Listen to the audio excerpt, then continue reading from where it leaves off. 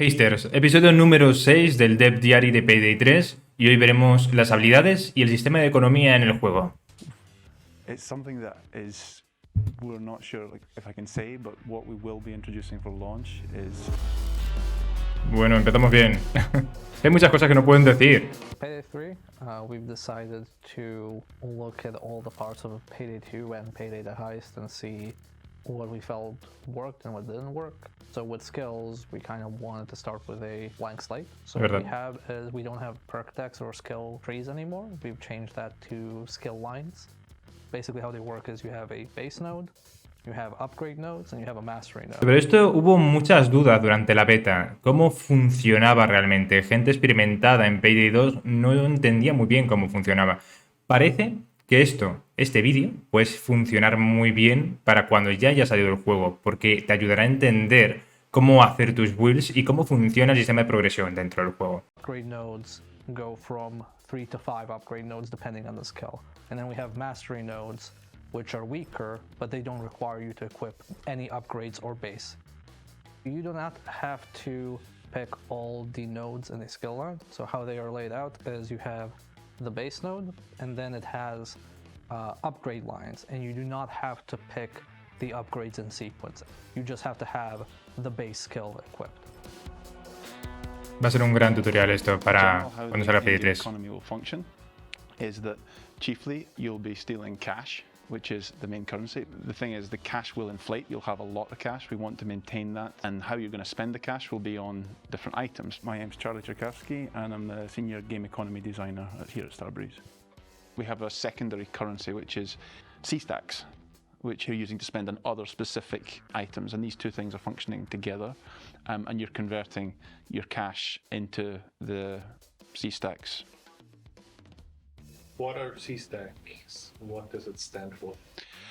It comes from CrimeNet stacks. It's this slightly obscure crypto-like currency that's associated with Están puestos al día estos what you can do en is you Starbreeze. buy specific items that we decide on. So that'll be some high-end equipment like weapons and cosmetics, and also the final upgrade levels of weapons.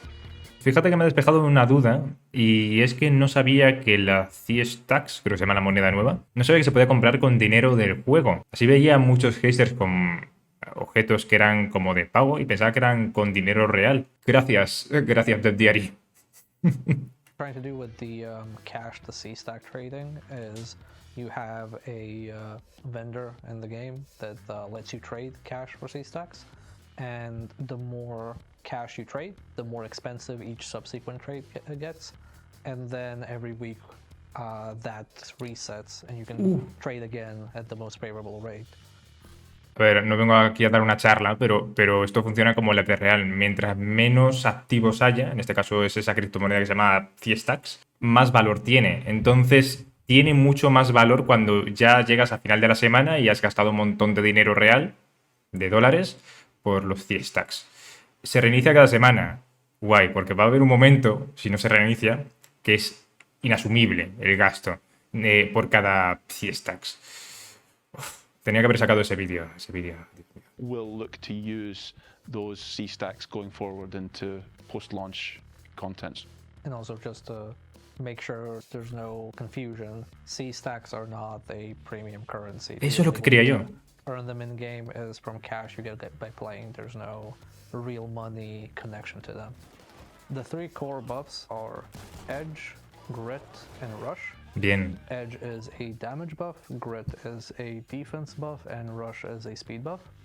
Estos son los tres pilares de las builds en Payday. One of each buff, so you can't get multiples of the same type, and you get them through skills. What we want players to do is we want them to kind of look at how they get these buffs from their build and play around that. So for example, the aim down sight skill that says you get an edge after aiming down sight, that's from a skill line that's focused on sniping, but that same edge buff can be used for skills that are also using that buff but aren't related to sniper rifles or long distance combat. Si habéis visto mis directos, habéis visto que intenté explotar todas esas posibilidades. From where and then which skills benefit from me having that buff active, and then you can build however you want. Skill points They are earned through the main progression system, which is called the infamy system. I assign at different levels when a skill point unlocks. So as the player progresses, they're going to build up their skill points, and then they've got essentially more points. But you can think of them as a resource. They've got more of these points to use and apply and equip skills with. So as they're progressing, they're getting more variety in what skills they can use. Skill points aren't permanently spent, so this is more like the capacity of skill points you have. We're keeping the part of Payday 2 where you can equip and unequip skills freely and experiment with different builds as you want. Right now, the last skill point is unlocked on Infamy level 100, and it's 21 skill points total. O sea, cada build, si llegas a nivel 100, se compone de 21 habilidades distintas. Challenges in the game, you get infamy points, and that increases your infamy level in the game. And there's 150 levels on launch. On level 100 is when we unlock the last gameplay thing, which is the final skill point. At that point, you have all the base weapons unlocked, all the gameplay features, all the skill points. After that, it's only cosmetic rewards. So from 100 to 150, it's basically bragging rights. But as we add more challenges to the game post-launch, there will be easier methods to get to level 100. So we're gonna add extra skill points. ¿Eso estaba en la beta que jugasteis? En la beta que jugué yo sí que estaba y podías desbloquear todo lo que te apeteciera. We expect all players to be able, if they play enough, to get to level 100. Like, that should be within reach of everybody. But if you want to get to level 150, then that's the hardcore dedication part. Por favor, voy a necesitar que me despejéis esta duda. A partir del nivel 100, para subir de nivel, tienes que ir completando desafíos. ¿Es posible? Está bastante guay. Es como una alternativa a las infamias. Experience points are like a resource you get from playing the heist. Are distributed evenly into the different weapons and skills that you have. But the infamy points are like the overall control of our progression. If you play a heist and you generate 500 experience points for the heist, then the weapon that you have equipped will get 500 experience points, and the skill line that you have equipped will get 500 experience points. We have a challenge book, which you can go through. It's broken up into a few categories, and you can filter based on challenges in progress, completed, or locked. And we plan, post-launch to improve the flow and the feedback and information that players feel is missing. The idea we're trying to create is that we're not restricting the players into doing specific challenges and they have to focus on one thing. Generally, we want to say, go play the game. Just go and enjoy it, and you will experience progression. You will always be doing something, and you'll always be progressing something towards something. And then later on, you need to focus on some specific things, and there's things that will test the skill level.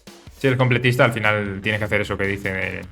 Tienes que fijarte en cada cosa, pero si juegas por diversión, al final terminas desbloqueando una rama, ¿no? Por lo que dice. Those challenges reward infamy points, and the infamy points contribute to you leveling up your infamy level, and at new different account levels as you're progressing, you unlock new weapons. But when you're playing with a weapon as well, you are dumping experience points into it, and that unlocks new modifications that you can have for that weapon. If you level up the car 4, every car 4 you buy is going to be the same level. It's not that particular car 4. The only thing that's particular to the weapon is which mods you pay to unlock on that version. That's always the difficult question of how do I have a stealth build and a loud build at the same time. We have tried our best to make skills be useful in both stealth and loud, but we hope that the amount of skill points we give you is enough for you to have a loadout where you attempt stealth but are still capable in loud. Pensad que prácticamente todas las builds que hagas en PD3 tienen que ser polivalentes. Siempre tienes que estar preparado para el asalto. Sure, when we were designing Payday 3, is that without any skills, without any mods, just getting a weapon and going in, that the game feels good.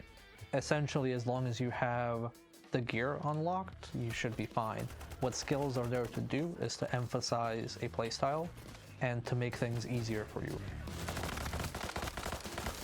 When I've played the game, I've seen it get more fun, and I really like the sort of high octane action and everything that happens in the chaos when you're playing the heists, and like as a designer we're always playing as well, even as when you're working on these progression systems. So like this is really nice.